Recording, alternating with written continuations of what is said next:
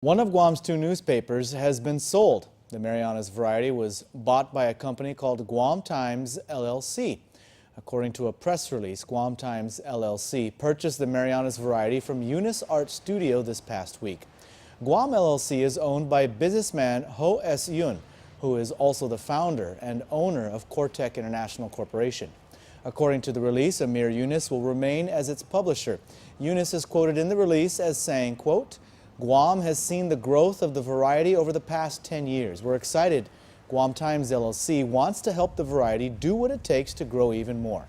Our readership and advisor base has been growing because our readers know we are committed to journalism, the truth, and community development.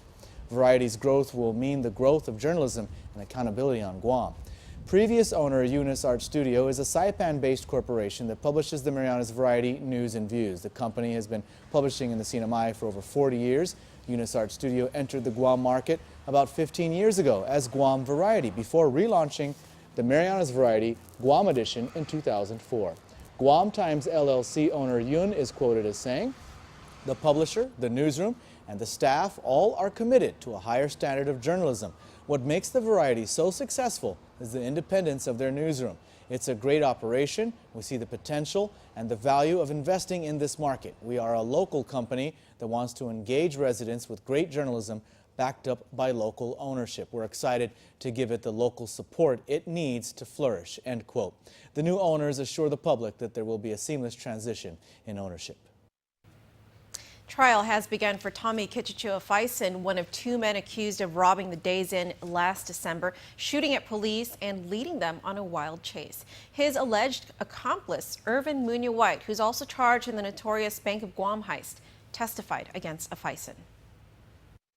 He says he just wanted to tell the truth, but Irvin Munoz-White also acknowledged that he's agreed to testify against Tommy Kitchachua-Faison in exchange for a plea deal. Faison is considered the main suspect in the robbery of Days Inn last December, and police say he's also the man who shot at police from behind during a police chase. The two suspects were eventually caught at a home under construction along Father Duenas Drive in Tamuning. On the stand, White told police that he and Faison had initially planned to rob a bar, but changed their minds when they realized that the place had several surveillance cameras. So the two went to Days Inn instead, where White says Faison pointed out that there was only one employee working at the graveyard shift, and he appeared to be distracted on his iPad. White says after they robbed the Days Inn at gunpoint, they fled in two separate cars. Faison drove White's truck. White drove the employee's Nissan Sentra. They went down to the Hilton, parked White's truck there, then left in the stolen Sentra. As they headed back to the Days Inn, they were met by police, says White, and that's when White floored the vehicle in an attempt to flee from police. He took several turns and finally made it onto Challenge San Antonio. The whole time, they were being tailed by police. White says as they were passing the Golden Motel, he was startled by a gunshot, not realizing that Faison had shot at police chasing them. At that moment, White says he panicked and yelled at Faison, saying, quote, "What the expletive, dude?"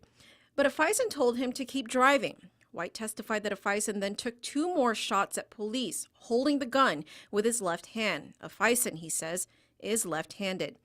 His testimony matched the testimony given by several police officers. GPD Forensics firearms examiner John Takenko told the jury that the gun that was confiscated from the crime scene was a 6-shot revolver that had 3 expended bullets and 3 unexpended bullets.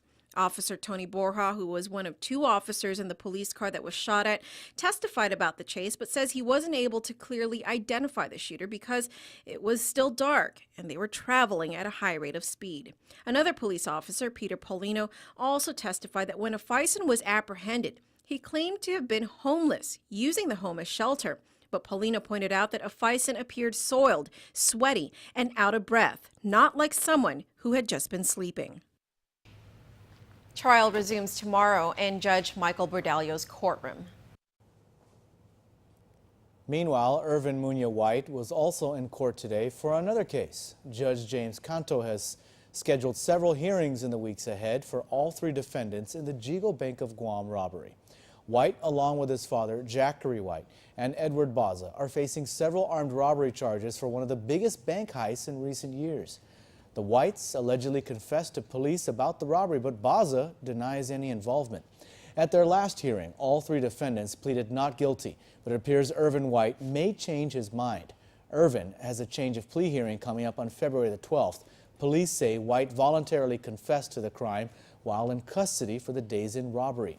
In the process, he also implicated his father and Baza and told police that Jathan Tatautau, who's now serving time for the crime, had nothing to do with it. All three are scheduled to go on trial on March the 3rd at 10 a.m. President Obama has sent to Congress his budget request for the territories. PNC's Washington correspondent Matt Kay reports that the $644 million proposal includes some modest cuts for Guam, while other figures stay the same or increase. It's estimated Guam would receive the same $71 million in Section 30 tax payments from active duty military and federal retirees it's receiving this fiscal year. The funds are collected by the federal government and transferred to Guam to support public safety, health care, education, and other public services. But President Obama's FY16 budget request to Congress for Interior's Office of Insular Affairs would reduce Guam construction or covenant funding by a modest $125,000 from nearly $5.8 million to under $5.7 million. Together, the U.S. islands would lose almost $1.7 million in discretionary compact impact funding that comes on top of the mandatory annual $30 million in funding. Compact impact aid has been a sore point for the islands, especially Guam, who argue they've been shortchanged hundreds of millions of dollars over decades. Brown tree snake funding would fall just $500,000 to $3 million. The biggest gainer appears to be technical assistance funding, which would rise to over $24 million from its current $9.7 million. The overall budget request includes over $100 million in annual appropriations and almost $541 million in permanent mandated spending.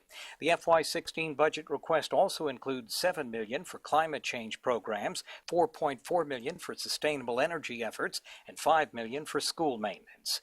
On Capitol Hill, Matt Kay for PNC News.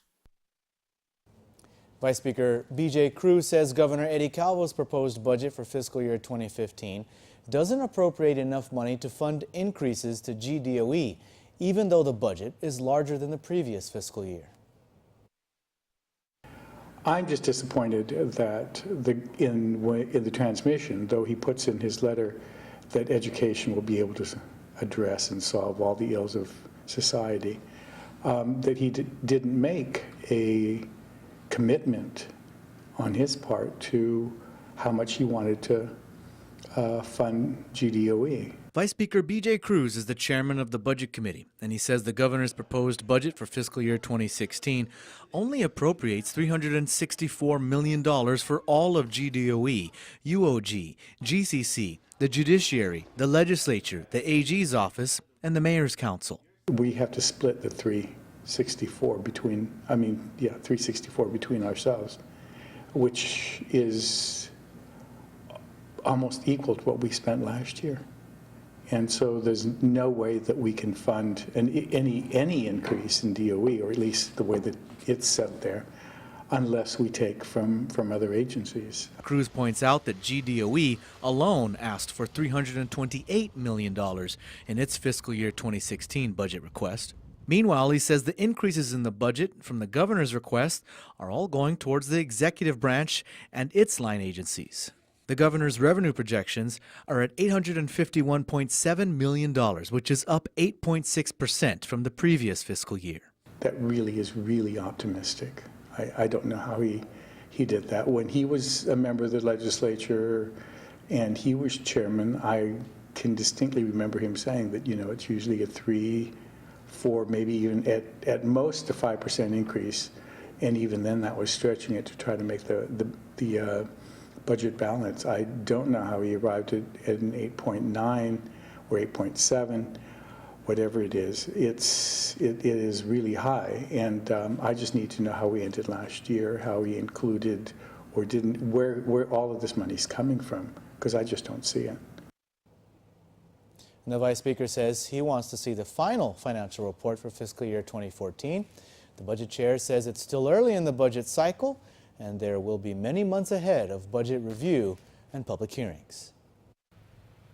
The Chinese New Year comes a bit late this year, but you can expect travel to pick up beginning next week. Yesterday, Betsy Brown joined us to talk about what the holiday means for Chinese visitors. She joins us again today to discuss what it means for the Korean market.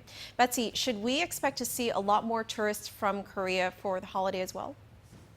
Yes, Janella, Korea is actually Guam's second largest tourist market, and it's one that's been growing in recent years. In fact, in 2014, arrivals from Korea went up by 25% compared to the previous year. And so we can expect Guam to be a popular destination for them to spend their New Year holiday.